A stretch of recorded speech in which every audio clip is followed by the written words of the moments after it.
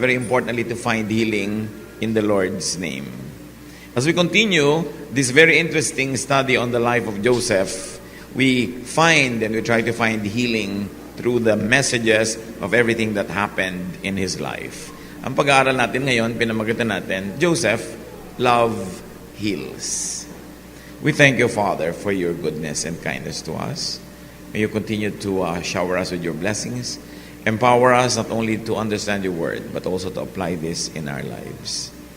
Patahimikin yung kalooban namin, Panginoon. Humihiling kami ng kapayapaan, tahimik na puso, at naway yung kapayapaan nyo maging amin. We ask you, Lord, to give us your peace, your serenity, so that we may not only survive each day, but we may also be serene and quiet enough to give comfort and peace to other people. Let your love prevail. Let your healing minister to us. In the name of your Son, Jesus, we pray. Amen. The story of Joseph happened in the 18th BC, or 1,800 years before the Lord. That means nearly 4,000 years by now. We know that at 17, Joseph was sold to Egypt. He was his father's favorite, and because of that, he earned the ire of his brothers. Nagalit sa kanya, namuhi sa kanya mga kapatid niya, dahil sobra siyang paborito ng tatay. And he was sold into slavery in Egypt, where he served very well. And he rose from just being an ordinary foreigner slave to the administrator of the household. But the lady of the house fancied him, seduced him, got rejected by him, and she cried rape. Because of that, the guy was thrown into jail, where he suffered for at least 2 years. But he continued to be very excellent, and even in prison, he became an administrator. Talaga yata na pagkamagaling ang tao, kahit sa madalin, lulutang. People that are good, who are always committed to excellence, will always shine, no matter where you put them. And so Joseph went to the high rank of being administrator of the jail. And in this very interesting prison, which was really the prison where the servants of the Pharaoh and the people close to the Pharaoh, their servants are actually imprisoned when they displease their masters. So hindi mga hardened criminals yung nandito.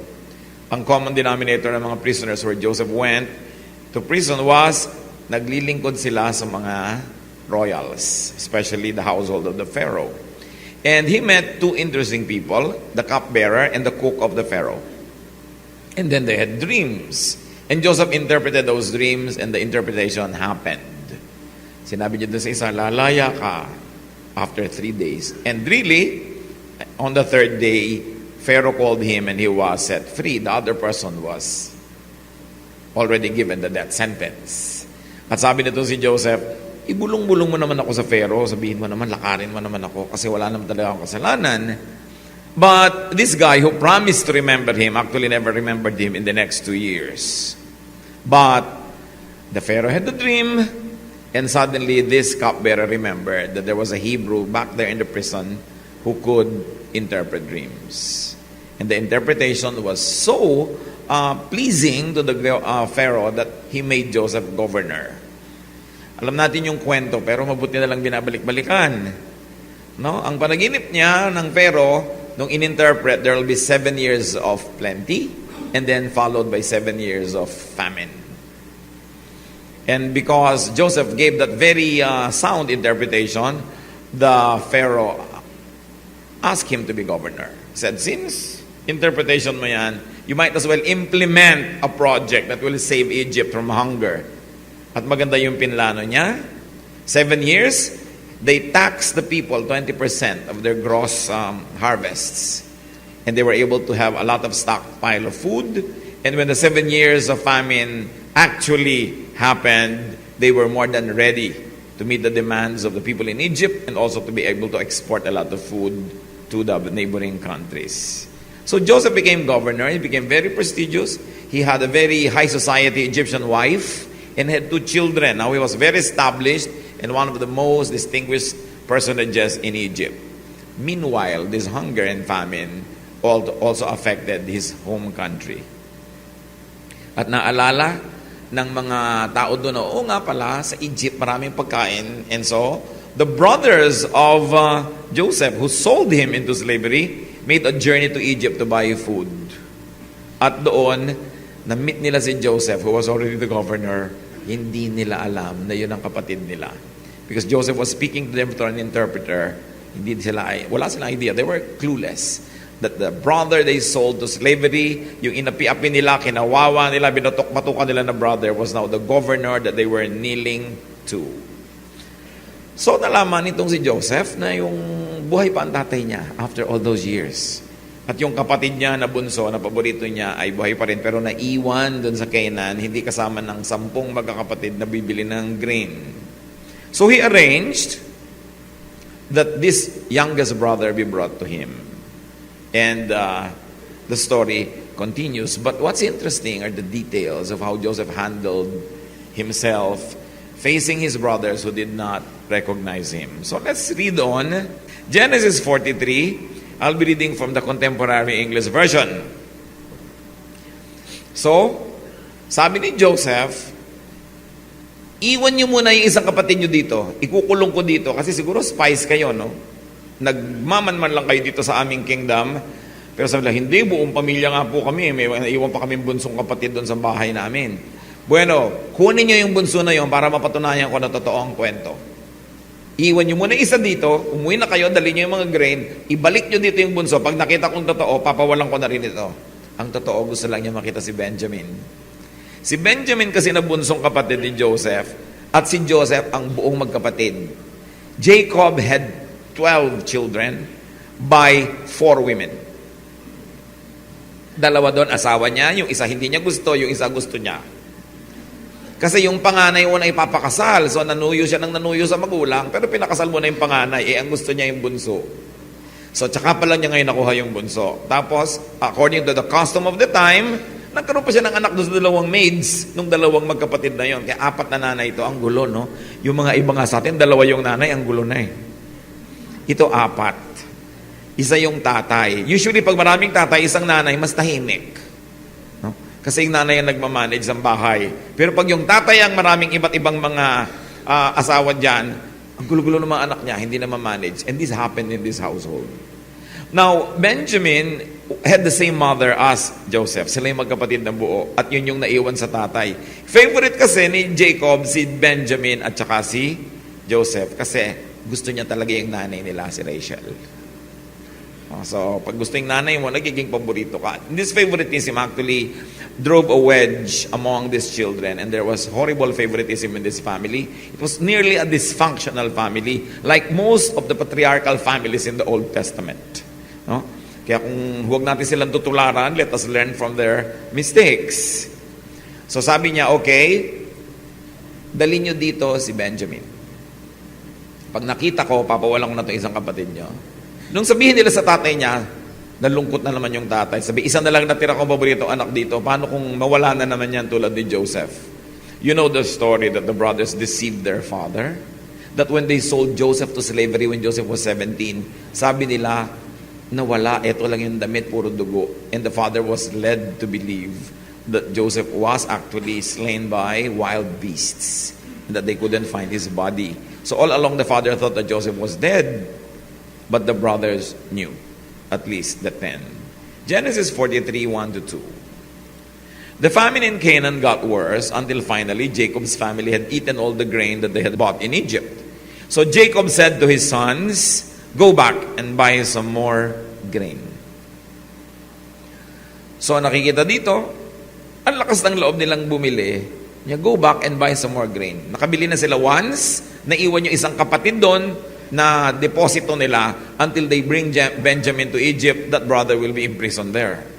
But naubos na rin yung binili nila. Moral lesson agad-agad, first sentences pa lang. Paano kung dumating sa family nyo ang ganitong mga needs? Meron ba kayong pambili? Do your best, brothers and sisters, to always have funds na mabubunot nyo in times of needs. Dapat marunong tayong maghanap buhay, marunong tayong mag-ipon, so that when times come, when there will be needs, meron tayong naipon at hindi natin ipinupuntirya yung naipon ng mga kamag-anak natin.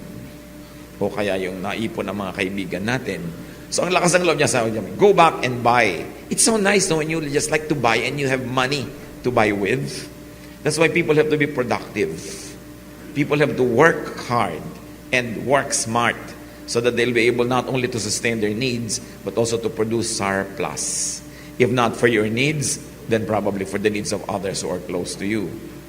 Let's continue, 3 to 6. Judah replied, "The governor strictly warned us that we would not be allowed to see him unless we brought our youngest brother with us. If you let us take Benjamin along, we will go and buy grain, but we won't go without him." Jacob asked, "Why did you cause me so much trouble by telling the governor you had another brother?" Oo nga naman, ba't yung pa ba ikinuwento-kwento na may isa pang natitira dito? Pinapatawag tuloy. At alam natin yun, more talk, more mistake. Pag ang tao masyadong madaldal, nasasabit lagi sa gulo. Minsan hindi na necessary ang sinasabi natin, sinasabi pa natin, napapahamak tuloy kung hindi tayo yung marami. Verse 7, they answered, "He asked a lot of questions about us and our family. He wanted to know if you were still alive and if we had any more brothers. All we could do was answer his questions. How could we know he would tell us to bring along our brother?" Oo nga naman, malay ba namin, pati yung kapatid naming nananahimik dito sa Canaan, papapuntahin pa sa Egypt. That's the point. You never know. Information you keep empowers you. Divulge information disempowers you. Pag may alam ka na nasa loob mo lang, ikaw pa ang amo ng impormasyon na yon. Pero oras na pinawalan mo na, ikaw na ang alipin. That's why we have to be very careful about what we say.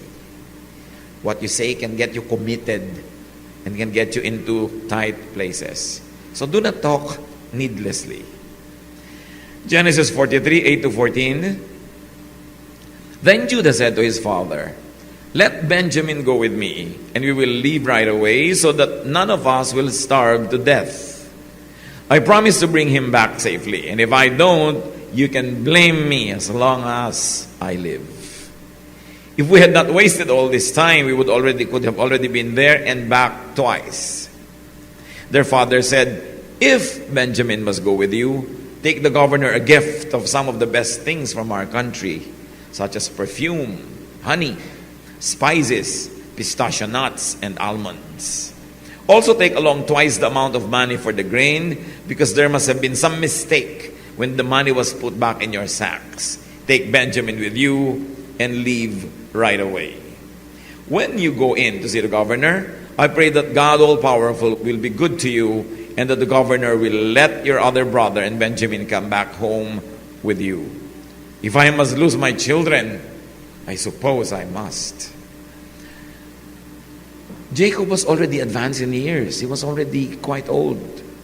And he was still nurturing this pain in his heart because he lost his favorite son. Hindi rin siya siguro sobrang naniwala na wild animals kasi ayaw niyang pagtiwalaan itong mga iba niyang anak eh. Kasi may duda rin siguro siya na pahamak itong si Joseph because of these brothers. At ayaw niya ipagkatiwala. Sabi niya, "The only son I have left." Grabe rin ang favoritism nitong si Jacob that he could say that, no? Sabi niya, pag si Benjamin wala pa, ikakamatay ko na yung lungkot na yan. Sabi niya, sige, magdala kayo ng mga regalo.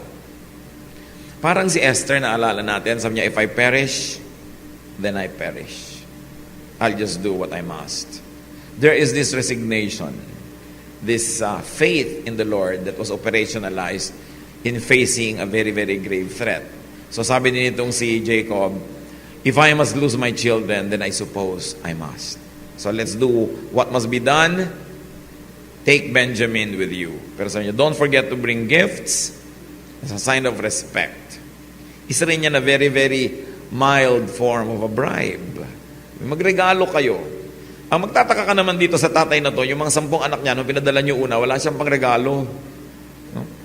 Pero ngayong ang dala-dala na, itong si Benjamin, may pangregalo to soften the heart of the governor.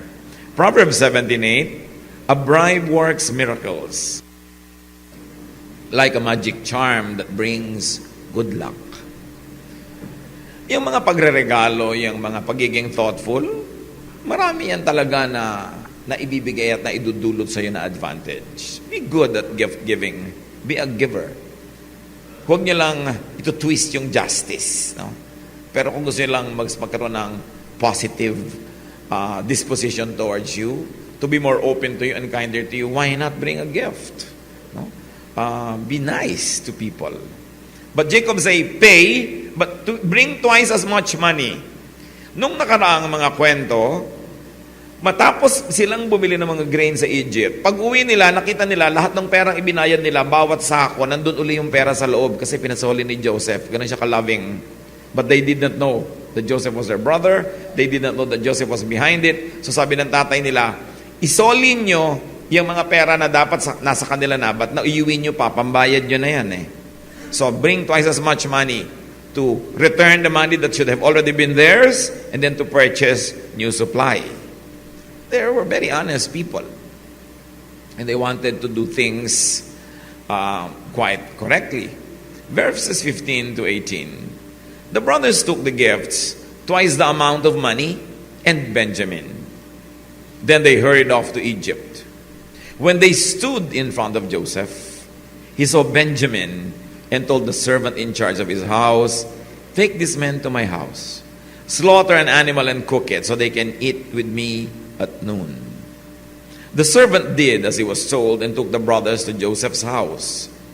But on the way they got worried and started thinking, we are being taken there because of the money that was put back in our sacks last time. He will arrest us, make us his slaves, and take our donkeys. These brothers were paranoid. Sabi nila yung magnanakaw daw, galit sa kapwa magnanakaw. Palibasa, ang dami nilang ginawang dirty tricks nung araw. Ngayon, iniisip nila, sila naman yung gagantihan ng tadhana. As they say, evil men run though no one chases them. Kaya yung mga lalaking sobrang babaero, ano din yan? Mga lagi na lamang may duda sa mga sarili nilang asawa. Yung mga lalaking napakaraming mga naging girlfriend na pinagsamantalahan, ang hihigpit ngayon sa mga daughters nila at iniisip nila lahat ng lalaki sa balat ng lupa tulad nila. So, ganun. Pagka marami kang atraso sa mundo, hindi ka matahimik. Sila ganun. You can imagine that their devils were torturing them. Imagine what they did to their brother. Sold a brother into slavery and then told their father that he died and showed them this jacket of Joseph. They dipped in goat's blood, and the father was grieving all his life for a favorite son he thought to have died. Mabigat na dala yun. Mga kapatid, huwag kayong gagawa ng anumang bagay na pagmumultuhan kayo buong buhay. Especially harming somebody who is permanently related to you, like spouse or the parent of your children, or your parents or your brothers and sisters. We should not do anything wrong to anybody, but especially to people who are close to us. Because you will have to live with it all your life. Lagi mo silang makakasama. Kung hindi mo sila kasambahay, magkikita-kita sa lahat ng libing, lahat ng lamay, lahat ng kasalan, lahat ng family reunion. At lagi mong maaalala yung mga atraso na yan. They will always cause a lot of friction. And if not friction, it will cause a lot of discomfort. It is foolishness to harm anybody, but it's double foolishness to harm our relatives and our family members, because these are permanent relations. Like, you cannot do anything to erase it. It's there. Kaya maganda itong mga storya nila David, bagamat mahaba akong binabasa, pero maraming lesson para sa atin. These lessons in family life. These lessons on how to deal with brothers. How do you deal with brothers who have sold you to slavery? Yan yung dilemma ni Joseph. Now that you're powerful, you're governor of Egypt, and they come to you almost begging because they're going hungry, what will you do if you were powerful like him? At ikaw naman, if you have done something so wrong to your brother and also against your father, how will you live with it? Marami sa atin hanggang ngayon nabubuhay sa guilt kasi may nagawa tayong mali nun pa. Minsan nalilimutan mo pag may party, pagka may masaya, may kwentuhan, pero naaalala mo rin madalas. How do you deal with that? That's why we like this story, because we can learn a lot from how these people really moved about and what they did and they did not do. Maraming leksyon itong pamilya na to. Kaya subaybayan nyo, kahit saan ko i-preach yung mga ibang chapter, sumunod kayo para nyo mabuo. Kasi Hiniisa-isa kong chapter. It's a very beautiful story. So finally, nakita na ni Joseph yung kanyang kapatid. No? At least, 13 years had passed. At least. Matagal din. Hindi na nila nakita yung kilala yung kapatid nila. Genesis 43:19 to 22. So when they arrived at Joseph's house, they said to the servant in charge, "Sir, we came to Egypt once before to buy grain, but when we stopped for the night, we found in our grain sacks the exact amount we had paid. We have brought the money back, together with enough money to buy more grain. We don't know who put the money in our sacks." Magaling sila, inunahan nila yung servant. Kesa sila pa yung maunahan na, kayo ha, dinala nyo rin yung binayad nyo. Inunahan na nila. Hindi naman namin dinala, nagtaka lang kami, bakit nandun na naman sa loob ng mga sako namin yung pera na ibinayad namin doon sa grain. Timing is important. Nasubukan nyo na ba sa buhay nyo yan? Naunahan kayo. May sasabihin sana kayo, naunahan kayo. Nagmukha tuloy na kaya nyo lang sinasabi ngayon dahil nabisto na kayo. Mahalaga yung timing. And sometimes we have to preempt the opposition so that our truth can be established even before it is brought out by someone else. Genesis 43:23. "It's all right," the servant replied. "Don't worry. The God you and your father worship must have put the money there, because I received your payment in full." Then he brought Simeon out to them. Si Simeon yung naging deposito. May iwan dito yung brother nyo, mag-uwi ang kayo, bring the grain, and when you bring the youngest back, I'm going to release this one and also give you back your youngest brother. Apparently, the chief of staff is in the know. Alam niya yung nangyayari, alam niya yung ginagawa ni Joseph sa kanyang mga kapatid.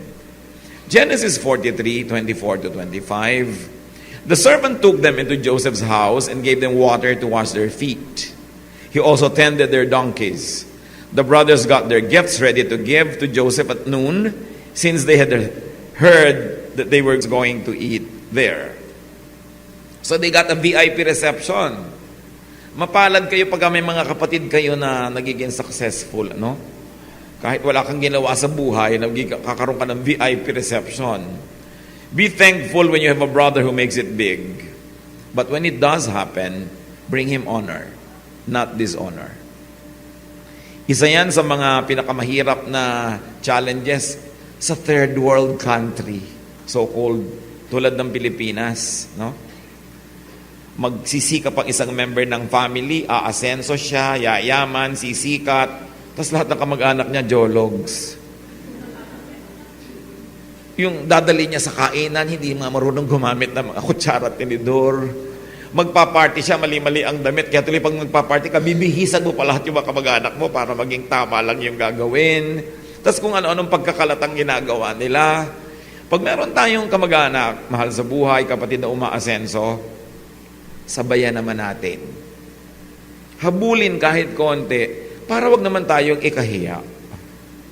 O kung hindi man tayo ikahiya, wag naman natin siyang ipahiya. Bihirang-bihira yung family na may asenso na sikat na miyembro, tas lahat sila pare-parehong accomplished. Usually siya lang yun.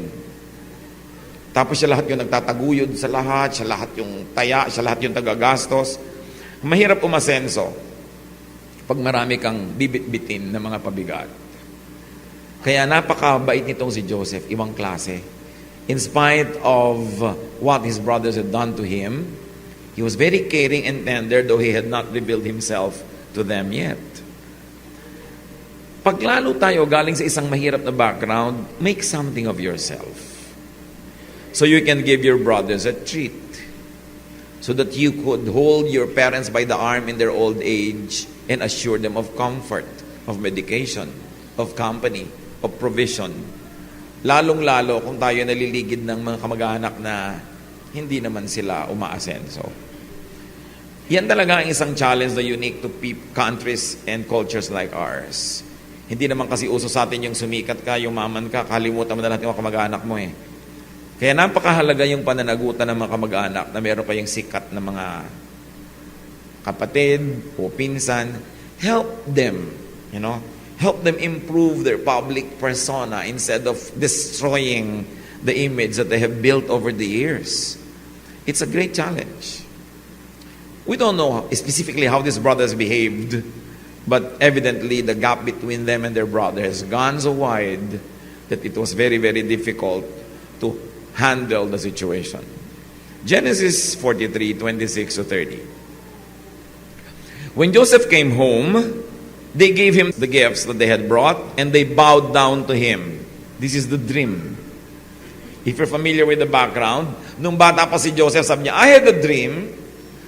Ako ay isang parang bunch of straws of grain. Tapos kayo, mga bunches din, and you all bowed down to me. Kaya nagalit yung mga kapatid niya eh. Sabi niya, ang yabang-yabang mo. Ang bata-bata mo, kami pa yung magbabaw sa'yo. But it happened. After Joseph had asked how they were, he said, what about your elderly father? Is he still alive? They answered, your servant, our father, is still alive and well. And again, they bowed down to Joseph. Si Joseph, wala nang ginawa kundi kumustahin yung tatay at yung kapatid. Hindi pa rin makahalata itong magkakapatid na to na baka si Joseph yon. Kasi syempre naman, itinapon mo, slave, bakit nga naman magiging governor? No? Wala silang kakluklu, pero itong governor was very interested in their personal family life. When Joseph looked around and saw his brother Benjamin, he said, this must be your youngest brother, the one you told me about. God bless you, my son. Right away, he rushed off to his room and cried because of his love for Benjamin. Gusto niya sigurong kantahin.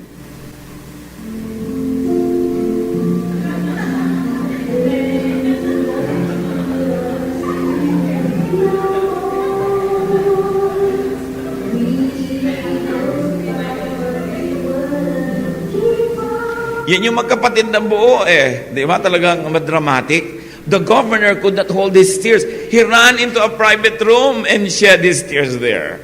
Talaga humagulgol. Imagine nyo yung mga luhang inipon mo ng napakaraming taon. Yung mga sama ng loob na hindi mo na ibulalas.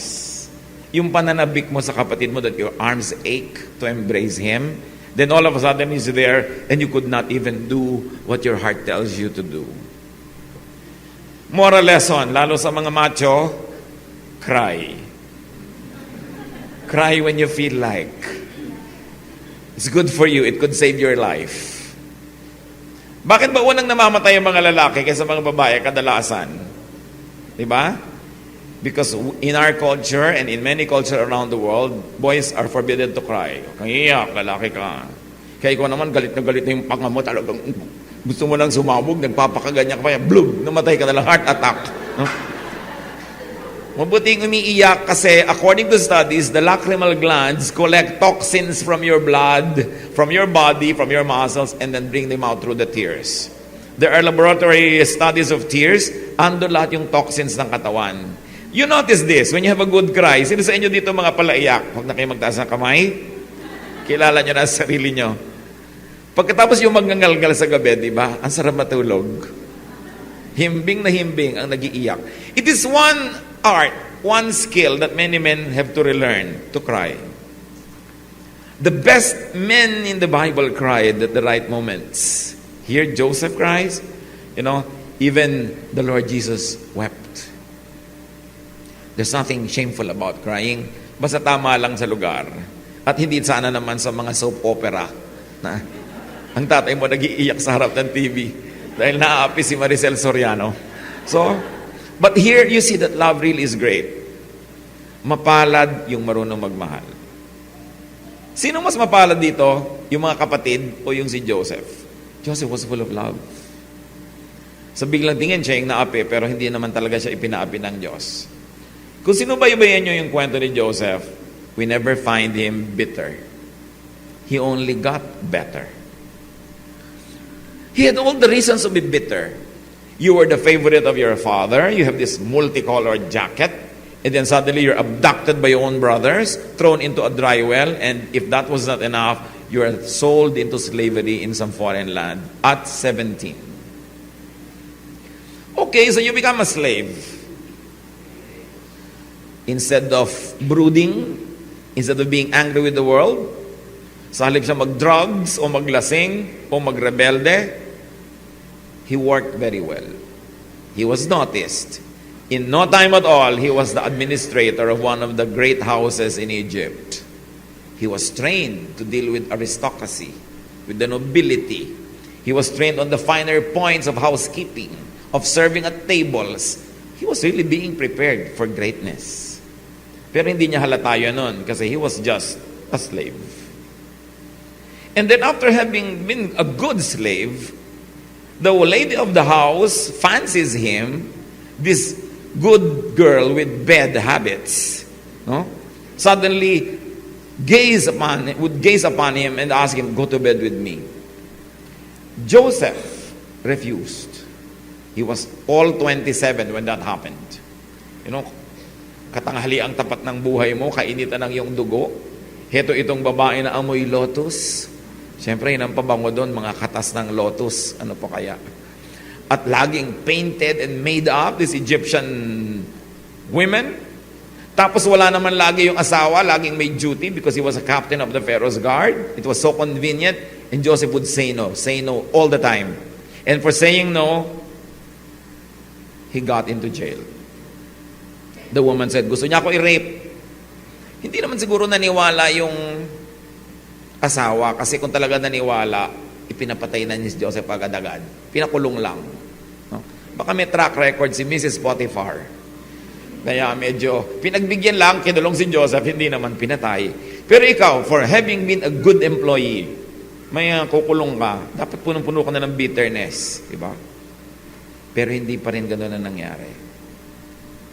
Nagsikap siya na maging mabuti doon sa preso. Naging administrador na naman doon. Tapos ngayon naging governor of Egypt. Pero at any stage in his life, kung ang pinairal niya mga kapatid, bitterness, anger, hatred, he would have not gone far. Because anger is like acid.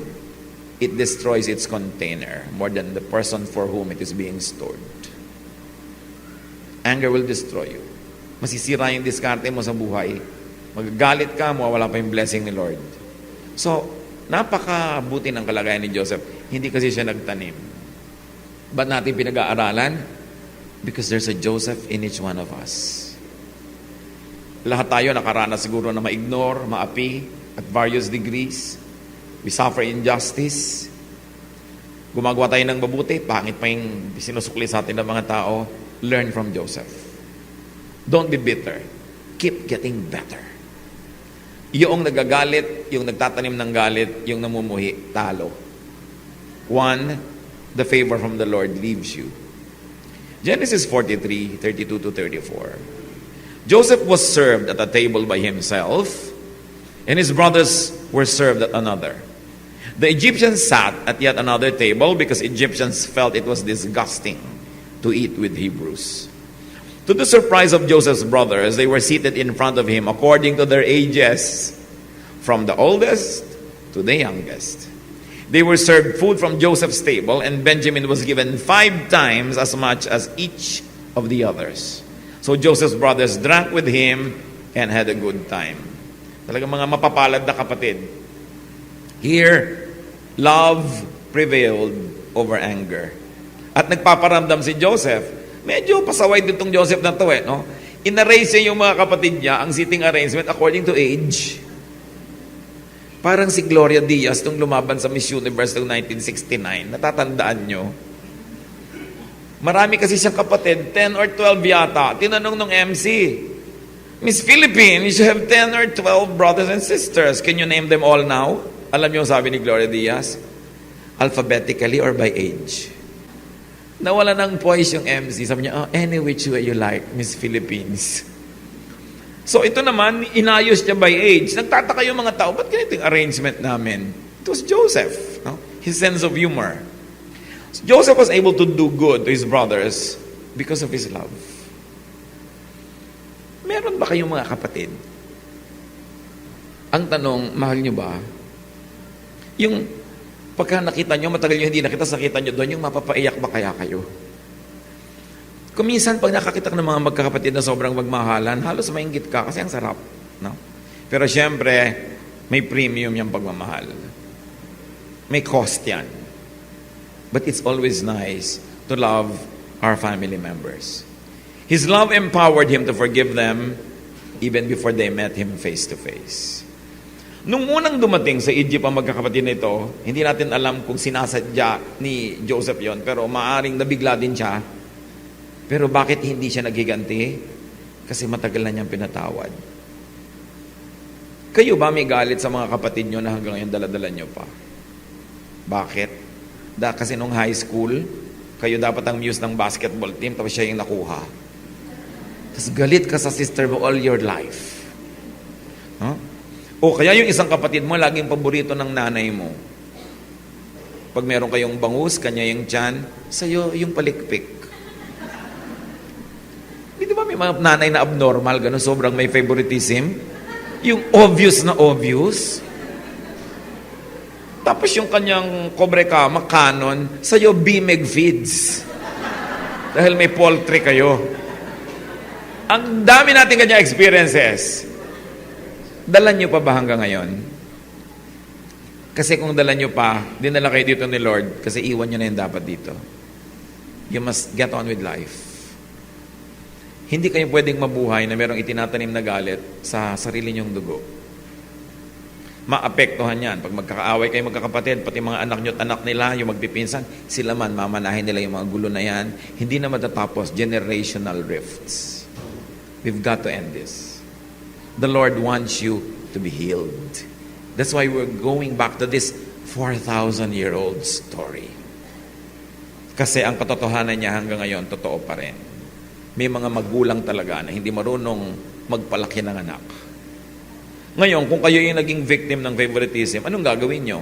Magagalit kayo all your life and continue to be victimized? Or you will set yourself free? You will say, okay, that was wrong, the way my parents acted, but I cannot live in the shadow of that mistake.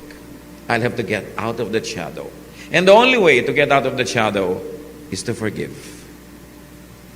It's the only way. You may choose not to forgive. Mahirap naman kasi magpatawad. Kaya lang, alam nyo, merong mas mahirap, yung hindi magpatawad. Hirap din lang at hirap, doon na kayo mahirapan sa tama. It takes a lot of work to forgive, but it also takes a lot of work not to forgive. So if you're going to be tired working, work towards the right direction. Forgive. Ask God to give you the grace. O ngayon, baka may mga magulang naman dito, kayo itong mga pasaway na nanay at tatay. May mga paborito, halatang halata. Bakit mo paborito yung anak mo? Kasi pareho lang kayong may nonal sa noo. Di ba ganyan yung mga magulang, yung mga medyo kamukha mo yung anak na yon, yung pareho kayo ng ugali, sobrang paborito mo na. Now, alam ko, sa loob ng puso ng magulang, lalo't marami anak, hindi mo maiwasan, may itinatangi ka talaga. Huwag mo namang gawing obvious. Kasi may iba ka pang anak. At pag ginawa mo yan obvious, you will destroy those who are not your favorite. You will also destroy your favorite because you would have spoiled this person, and you will destroy your relationship with all your other children. Everybody loses. Pag ginawa ka ng Diyos sa magulang, may assignment ka. Mahalin mo lahat ng anak mo. Huwag ka magtatangi. Ngayon, paano kung iisa yung anak mo? Ilapit mo dapat yan sa mga pinsan. Mayaman ka man o hindi, whether you are rich, and especially if you're not, our family is still our best social security. Kaya iba na yung malapit. Kaya kung isa yung anak mo, you should invent events para sila magpipinsan, nagbabakasyon together, nagbibiyahe, kumakain together, para sila yung para magkakapatid. Kasi darating ang panahon when the generation of the parents become old, and when they die off one by one, who's left to face all the challenges of the world? Ito magkakapatid o magpipinsan. Pananagutan natin at pribilehiyo ng mga magulang na palaki ng mga anak natin kasama ang mga kapatid nila at mga pinsan na nagmamahalan sila at nagtutulungan. Sabi nga ni Balagtas, sapagkat ang mundo'y bayan ang hinagpis, mamamaya'y sukat ni bayan ang dibdib. Kailangan marami kang karamay. Relatives and friends divide our sorrow and they multiply our joy. So meron tayong pananagutan din sa isa't isa. Mahalaga yun. Sa sandali lang tayo mabubuhay sa mundo. How long will you live on earth? 90? 95? 100? What is that? It's very short. And it's made even shorter when we're angry. Yung mga tawang hindi natin naitawa, mga regalong hindi natin naibigay o natanggap, mga parting hindi natin napuntahan o hindi natin inorganize, bawas lahat yon sa quality of our life. Kaya mahalaga, marunong ka magpatawad. So balik tayo, sino kaya dito yung mga biktima ng favoritism?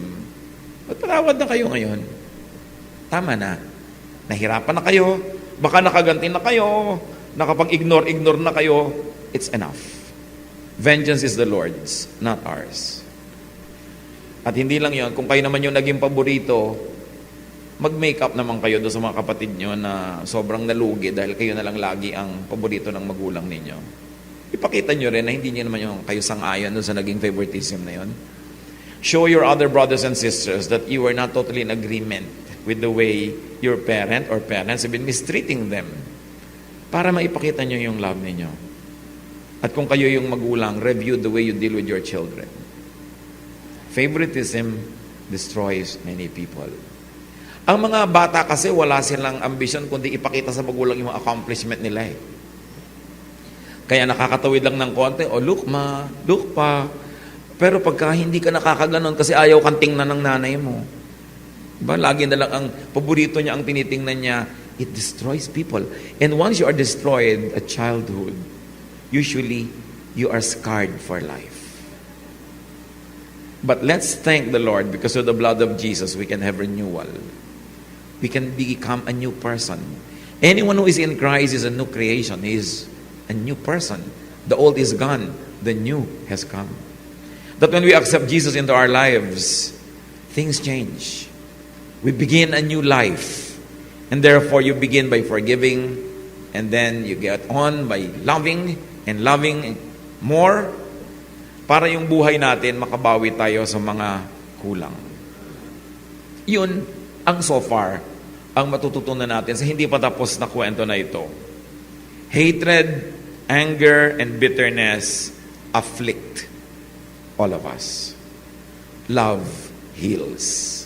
Kaya mahalaga, tinuturuan natin yung mga magkakapatid to love one another. Alam niyo kung anong pinakamabuti yung maipapamana sa inyong mga anak? Yung sila nagmamahalan. Kasi mga material na pinapamana natin, it's not always a guarantee. In fact, kahit marami nun, it doesn't guarantee that they'll be happy. But one thing is sure in life, people will face problems. These young people who get married, some of them will separate, some of them will divorce, some of them will quarrel with their husbands and wives all their lives. And who do they run to if they don't have a brother or a sister or a cousin or a friend? Kung hindi natin sila naturoang makipagkapwa, makipagmabutihan, sinong dadamay sa kanila sa mga panahon na yun? O ang bait-bait ng napangasawa mo pero biglang namatay, nabiyuda ka bigla, sino ka na makakapitan mo habang may libing? Ang mga kuya mo, mga ate mo, mga anak mo rin. Kung naliligo ka ba sa isang swimming pool, bubuhusan mo yun ng poison yun? No, because you swim in that water. But many people poison their own homes with favoritism, with unfaithfulness, infidelity, with unkindness. But this is your home. And no matter what, kahit sa ka man makarating sa buhay mo, yun at yun ang uuwian mong tahanan. So mahalaga, inaayos natin yung family life. Learn from this dysfunctional family. Parents, teach and train your children to love each other. It's one of the greatest legacies that you can give them. And then, as we have said, if you have only one child, connect your solo child to his or her cousins. Or make sure that you guide them to have great and good friendships. It's important to be surrounded by people who are supportive and also people that we support. Elders, model love. Pausuhin ang love sa family. Lalo yung mga elder brothers and sisters, pag naging selfish kayo, naging makasarili, you model selfishness and you model greed, the younger brothers and sisters will copy that. Kaya ang ganda, napakapalad kayo pag ate, kuya, yung mga naunang mga kapatid, ang babait, they set the tone how the family will live. Marami sa atin mga potential maging Joseph. Be good, be excellent, so that you can save your family from hunger and need. Hindi naman ipinadala ng Diyos si Joseph para lang siya ang mag-enjoy mag-isa sa Egypt eh. Pinadala siya doon para kung napatibay na niya yung sarili niya, tutulungan niya yung kanyang mga kamag-anak na nagugutom sa Canaan. Hindi tayo umaasenso para lang sa sarili. Hindi tayo yumayaman o sumisikat para lang sarilinin yung mga benepisyo noon. Mayroon din tayong misyon, mga kapatid natin, mga mahal natin sa buhay. Ngayon, ang dapat nasabihan niyan, yung mga nagsasucceed, hindi yung mga lagi nangihingi na, Kuya, may misyon ka, kaya ka nagsucceed. Hindi ganun.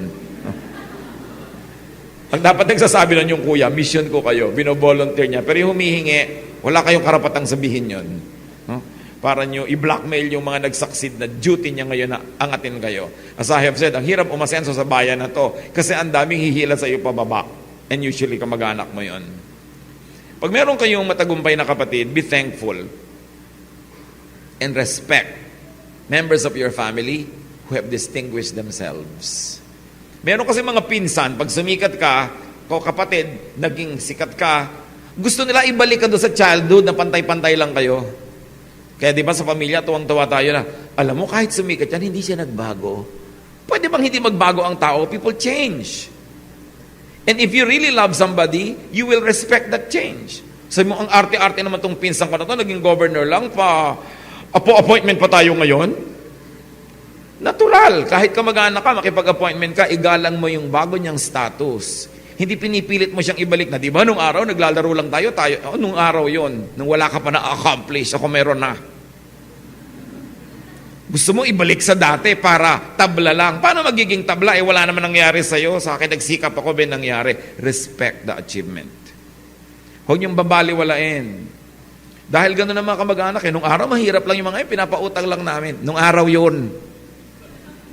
At minsan ka lang napautang yan, pag sumikat ka na, buong buhay maniningil. Wala nila yung aalalahanin. They pull you down. So mga kapatid, kung meron kayong mga kaibigan dati kakilala, tapos naging star, naging sikat, naging mayaman, igalang nyo yung kanyang status. Kung gusto niyo mag-volunteer na bubaba mula sa kanyang tore at puntahan ka, yakapin ka sa harap ng lahat, okay lang. Pero kung hindi, don't jump into his presence and say, remember me? Alam niyo ba yun? Yung hindi niyo nakikita ang tagal-tagal, biglang tatalon, remember me? Ikaw ngayon, ano kayang pagsisinungaling ang gagawin ko para hindi ito ma-embarrass? No? Hayaan niyo siya mag-volunteer. Respect achievement. Help and encourage and contribute to his or her continuing success. So all in all, let love, not hate, win. Meron ba kayong hinanakit sa magulang nyo? Sa mga kapatid? We will pray. I like you to surrender that to the Lord right now. Ikaw din ang lugi pag langi mo yung dala. Baka meron tayong practices that are unfair in our family. Correct it from here on. The only way to benefit from a bitter family past is to forgive, to let go, to live again, and to be better. Yung tapos na hindi na may ibabalik kahit anong gawin natin. Yung hindi pa mangyayari, may power pa tayo para ma-shape the way we like it. It's very important. Itong family na to was being reunited. Don't only read about this family. If your family is divided, do something. Ask God to enable you and empower you so that you can be an agent of a reunion. Kumisan, resigned ka na, di bali. Kahit wala na lang kong kapatid o kamag-anak all my life, but you know that deep within you, mas mabuting meron. At kadalasan, kailangan lang yan ng repair. Dear God, we thank you for these episodes in the story of Joseph. Salamat, Panginoon, dahil kahit matagal na yung kwento na to, totoong-totoo pa sa mga buhay namin. That's why we're amazed by how your word is alive. Turuan mo kami, Lord, to learn from Joseph, na hindi nagtampo, hindi nagalit, hindi nagtanim ng sama ng loob. At kung meron man at nagkaroon man, hindi niya pinatagal, hindi niya hinayaang makasira sa kanyang pagkatao, at hindi niya hinayaang makasira sa relasyon niya sa inyo, O Diyos. Now, as we bow before you, please help us to review our family life. Kung meron sa amin, Panginoon, na mga nag-practice ng favoritism, no, ng mga magulang o kapatid man, turuan mo, Lord, kami to be fair and to love our family members equally. if not out inside our hearts, at least outwardly, so that we don't needlessly offend people. Turuan mo kami, Lord, to de-emphasize this favoritism thing. Sa mga naging victim nito, turuan mo kami, Lord, to forgive. At kung hindi kami paborito, reviewin din namin. Bakit kaya? Ano kaya mga kapintasan namin? Ano ba naman yung mga valid reasons why we are not liked? At sa tulong mo, turuan mo kami, Lord, magbago, mas maging likable, mas maging positive, para yung dating hindi na kakagusto sa amin, magustuhan yung ugali namin. Huwag lang naming sisihin yung mga may ayaw sa amin. Tingnan namin ang sarili namin. Why not? And if we found ourselves, oh God, to be manufacturers of our own sorrow, to be responsible for not having become favorites of others, teach us to improve our personalities. Turo mo sa amin, Panginoon, kung paano itutuwid ang mga nakaraan na. At ngayon, sa lahat ng hindi naging fair sa amin, ng api na nakit, Lord, give us the power now to forgive. Mga kapatid, let's continue to bow before the Lord in silence. And I like you to think of people that have hurt you. People who have caused discomfort or pain. People who should have been fair but were not. Na hanggang ngayon may dala-dala pa kayo sa loob nyo. Kamag-anak nyo man o hindi, pero dala nyo yan, give them at the feet of Jesus right now. Ask the Lord Jesus to take away all your pain, all your anger and bitterness, and be free and be relieved, and let the blood of Jesus wash you from all of this past